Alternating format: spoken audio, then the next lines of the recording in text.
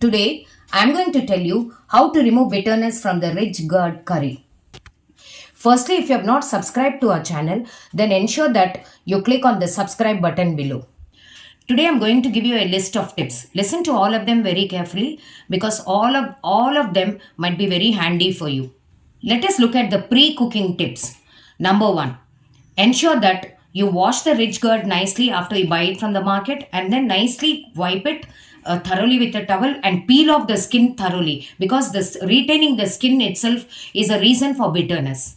Tip number 2. After peeling the skin thoroughly, take a small piece, cut a small piece and then taste it. In case it is bitter, then take some salt in a plate, nicely rub the surface of the ridge gourd nicely so that it is smeared well on the surface and then leave it for about an hour.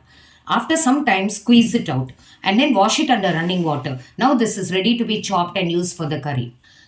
Tip number 3. In case you do not want to smear the surface of the ridge gourd with salt, then you can try alternatively chopping it and then adding these chopped pieces inside the boiling salt water.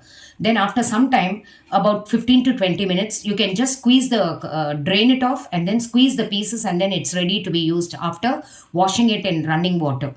Tip number 4.